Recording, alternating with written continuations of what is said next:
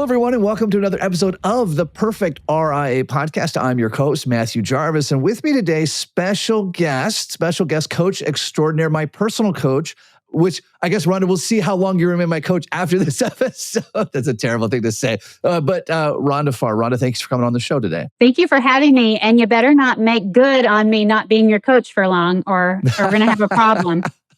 Well, I want to kick off this episode by sharing a quick story. I don't think I've told you this story either. I frequently give keynote speeches in the industry, and we were doing a Q&A after one. An advisor raises his hand. He says, Jarvis, I know that you've got this figured out. Like, I know that you really have life dialed in. For any of us that don't have life dialed in, could you recommend a coach? And at first, Rhonda, I thought he was joking because I'm like, I have some things really dialed in. At the end of the day, I'm still like a person. I still struggle with things. I still have. And so I gave him the name of a coach just before I knew you. But you and I have been coaching together now for, 6 months or so. 8 months, something like that. And so excited to talk today about the work you do, excited to talk about how people that are very successful in some ways can struggle in other ways, why they may or may not need a coach. But let's get started. Tell us a little bit about you and about the work that you do. So I love working with men. I work primarily with high achieving men, and it's actually my favorite thing to do. Some people, when they hear who I work with, they're like, why would you want to do that? Like, what an unsavory group. But I love these guys that I get to work with. I'm a boy mom. I have only boys. I have only brothers. Like, I'm just a woman in a man's world, and I've been that way since the day I was born. And I just love it. I love it. So these men that you work with, including myself, right? So they're usually very successful, typically in business, right? But why would someone that's already successful, right, that's hosting podcasts, that's making a lot of money, whatever, how we want to define success, why would they need to seek out coaching beyond that? Well, there are a lot of reasons. Number one, I think when you're really good at something, you just love coaching, actually. You can tell me if I'm wrong, but you love being called out. Like, if there's any way you can make your life better or more efficient, or you could be even like 1% better. I hear that a lot. Like, you're going to want somebody who can see your blind spots. You're going to want somebody who can say, hey, from this vantage point, you might want to check yourself here, here, and here. And that's what I love about my clients. They're so coachable in a lot of ways, because if it makes sense to them, even a little bit, what you're saying, they will put it to the test. So first and foremost, they love being the best. And people who love being the best have coaches, right? Yep. Hands down.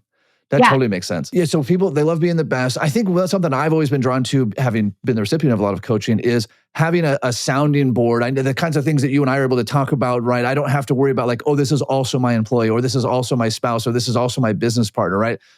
Even this last week when we chatted, we were talking about a business deal that I have in place. And like, I need someone to sound off on this that doesn't have a dog in the fight, so to speak. And so I would imagine that comes up quite often as well as you're doing your coaching. Yeah, absolutely. I work with a lot of different men who are entrepreneurs and various occupations, and I'll often say to them, you know what? I don't know your business, which in some ways makes this even better, but I can ask you a ton of questions, and I promise you will have much more clarity by the time we're done. I also love to coach men in your world for another reason. Often, and Jarvis, you can push back on me because you've done it before as much as you'd like, but often highly successful men utilize a skill set that creates so much in their business world, in their jobs. But that same skill set can often be less advantageous, shall we say, in their personal relationships, especially back at home behind closed doors. And so that's another reason people who are highly successful hire me, is because they want to see their blind spots where it has nothing to do with money. When they want to raise their emotional EQ, when they want to connect more deeply and more solidly with the people that don't have any money to offer them. That's where I come in. Yeah, and not to at the risk of trying to stir up a pity party, right? As my parents would always say, like, you're throwing a pity party here.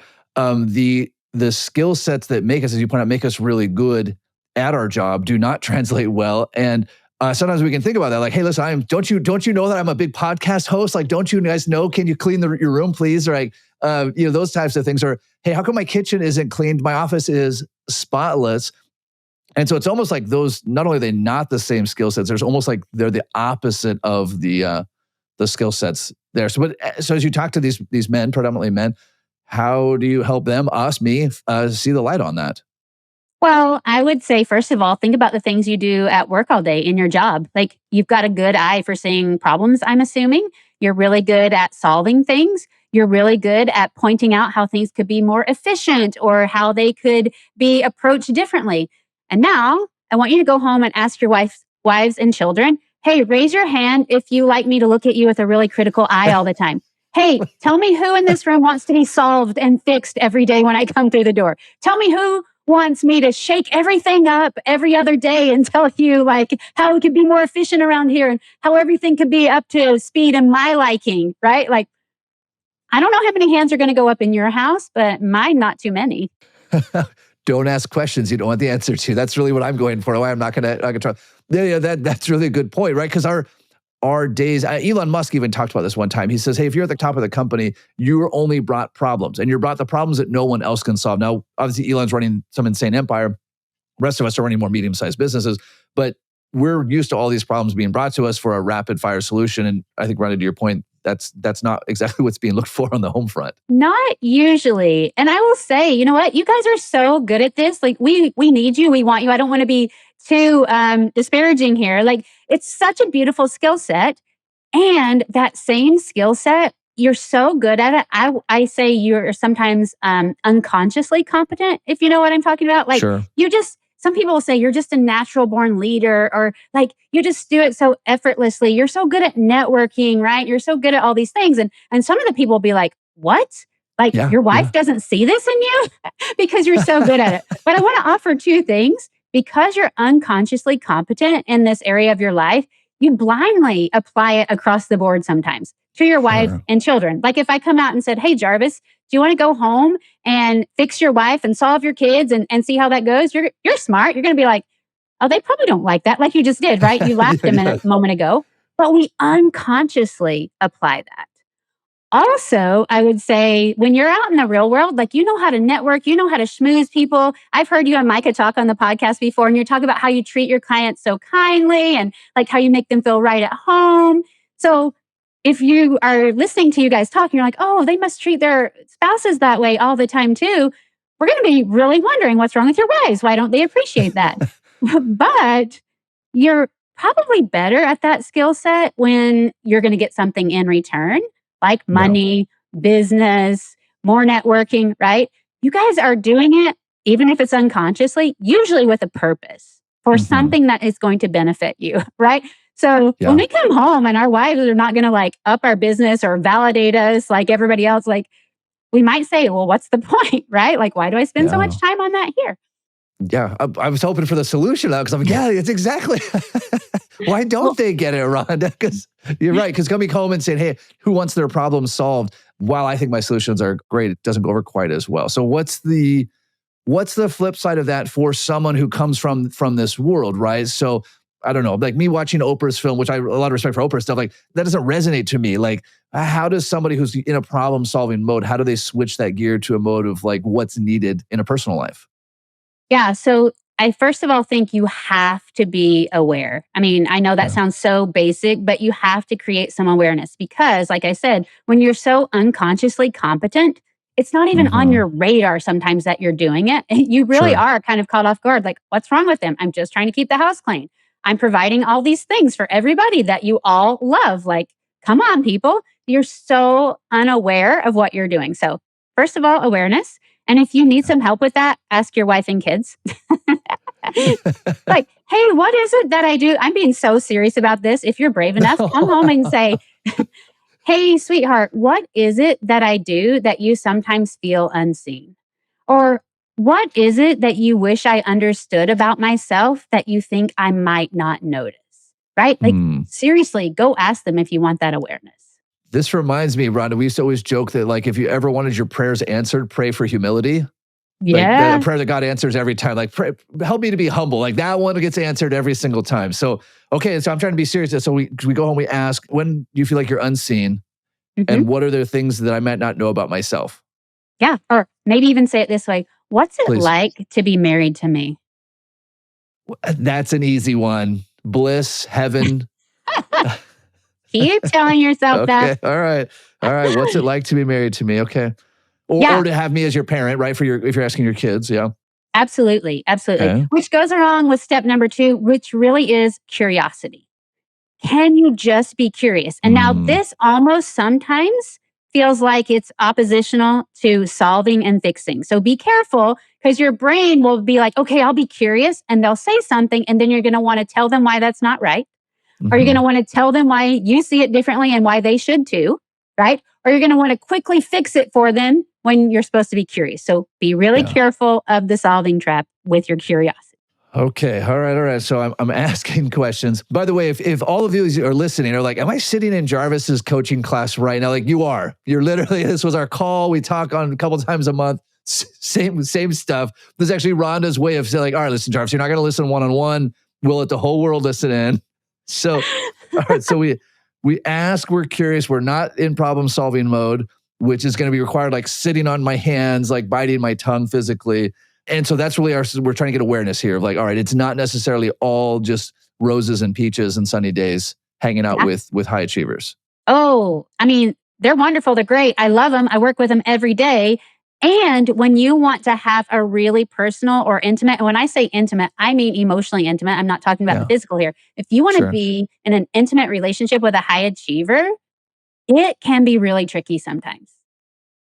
Yeah, just also be a high achiever. And then it's hey, I'm going to call you on that because even if you have a high achiever in the room and you're in opposing positions or stances here, it gets really tricky, right? When you both want to solve, you both want to control, you both want to make sure that all the T's are crossed and the I's are dotted in the way you want to see them done.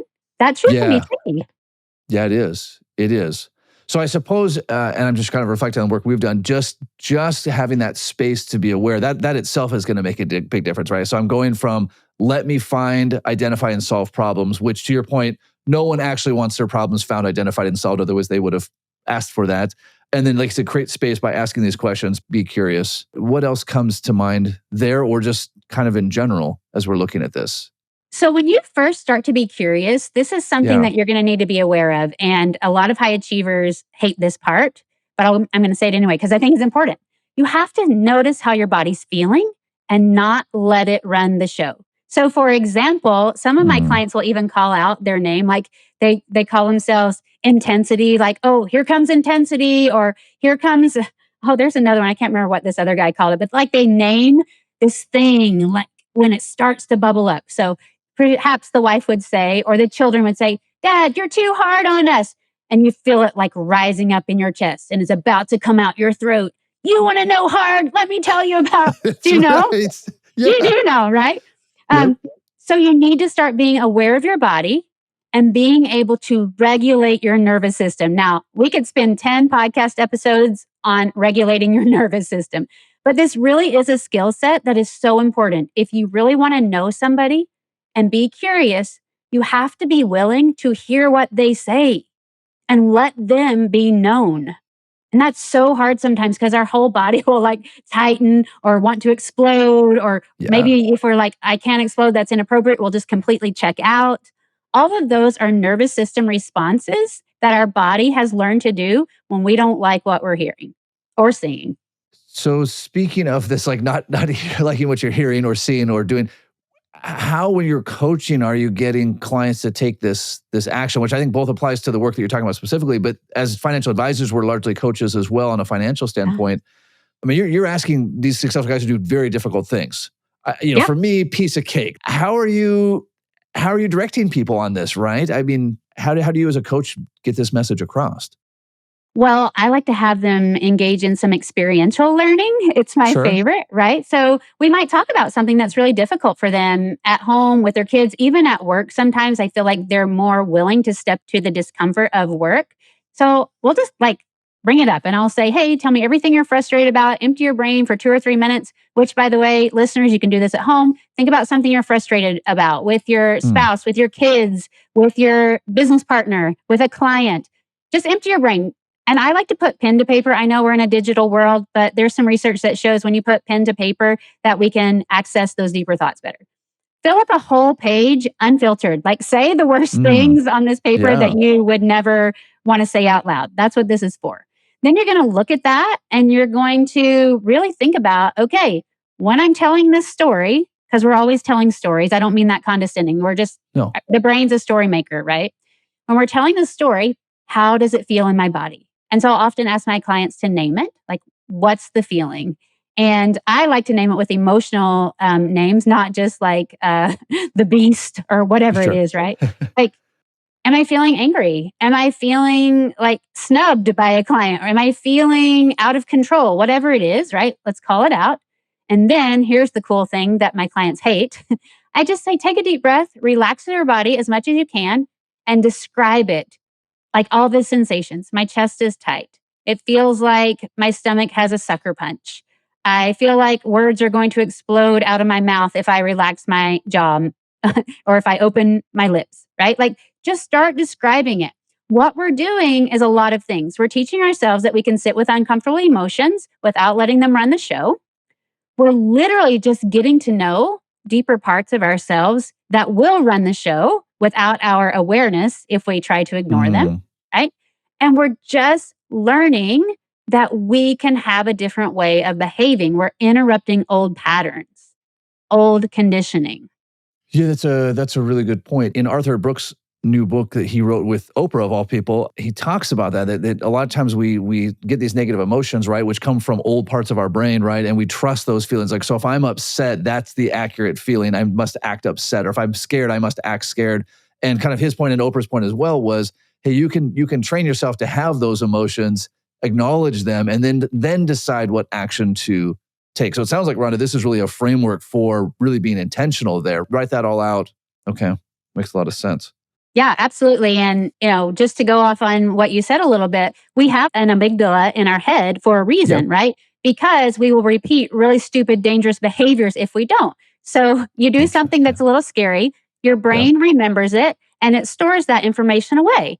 Then, when you're about to do something scary again, or you hear something or smell something that was similar to that old dangerous situation, your brain will say, warning, warning, warning, right? And it will try to get you to pause, stop, and obey the warning. Now, of course, it's a smart thing to check in with it. Just like you said, we have to acknowledge it, else we would walk off cliffs, walk in front of Mack trucks, or whatever, right? So we want to pause, take a deep breath, let ourselves feel the warning, and check in with it. Like, hey, is this really dangerous? Is this person in front of me who's saying something I don't agree with a tiger? Or are they somebody I actually really love with a different opinion that I'm learning to tolerate how it feels to disagree with, or how to let them be their own person without me having to dictate and control everything? Yeah, it's a good point. I was trying to think, because you initially mentioned this like in a work setting, right? It obviously works personal as well. I wonder, and I guess I'm probably the only one that wonders, this is obvious to you, but in a work setting, like we get away with that so much more, right? Because I'm the boss, even if I'm a super accommodating boss and I'm great with my team and I like to think that I am, right? Your employees give you a lot more grace, well, grace generously than your family, right? Than your spouse, than your kids. But it seems like that would almost be like a safe place to test this out, right? Because your team members are going to be a little bit gentle on you, but really they run into the same thing, right? There's things I do and it really upsets the team and it puts them in a bad spot. If I can kind of like, all right, let's kind of flesh this thing out. But That's such a good point. I have so many people who tell me after they do this work and they're practicing and really at home, they're like, oh my gosh, people at work are coming up to me saying, what's happening? Like, who are you? I can't believe you did. And some have said that they've come up and said, thank you. Like, we really appreciate you asking us, you hearing our voice. And you make such a good point. When you're at the level that you and many people like you are, many of my clients, they gain a certain amount of autonomy that they can rule the roost. They can run the show. They really yeah. can do it the way they want because it's their business and they work their butt off to get there. So great, great. We're happy for you. The thing is, that kind of autonomy, like you said, it gets you so much reward and it works well in the workplace, usually. But when you go home, like your person doesn't care. They're like, I don't even want these 10 vacations in this huge house that I have to clean and all that. I don't even want that. Like, I want a collaborative relationship. And your kids are like, I want your time or I want your acceptance or whatever that might be. Right. So yeah, you make it such a good point. At work, we gain a lot of autonomy there that might not be as appreciated at home. I love it. So many directions we could go. And like you said, we could have 10 episodes on this topic as well. But I want to ask you specifically to the coaching relationship, having coached a lot of people yourself, how do you recommend people either evaluate a coach or decide if it makes sense to keep working with a coach, right? So you obviously, like, you've coached a lot of people, but if you were on the other side, how would you help them evaluate a coach or decide if I should keep working with this coach? That's a really good question. So first of all, most coaches offer free consultation calls. Always Sure. do a ton of shopping around, I say, with a coach. But you want somebody who's going to really question you, question everything, right? I don't ever want to work with a coach who believes my story. So for example, if I come and say, my husband's a pain in the butt, or if I say my job is just like I can never scale and I don't know how to do it. And if they believe that and they're like, oh, you're right, tell me how bad it is. And I'm not going to hire them. I don't want somebody who believes my story or we're both drowning. Do you know what I mean? Yeah.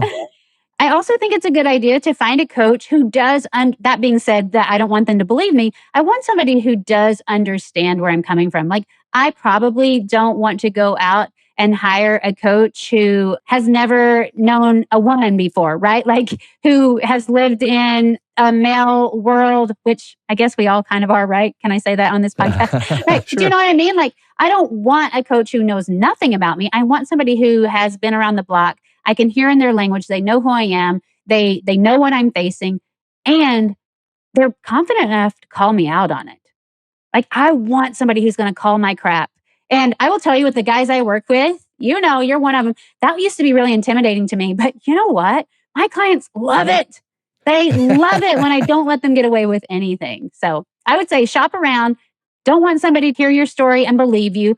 You want somebody to call you out. And you want them to know who you are. You want them to know your language and know your world a little bit. Like, if you have a specific cultural interest or whatever, like you want them to know that. Boy, that makes a lot of sense. I'm trying to imagine a version of Rhonda who was intimidated to call people out, because that version of Rhonda does not exist at this, at least not in my experience, which is great. Congratulations to you. I know that's obviously an evolution for everyone.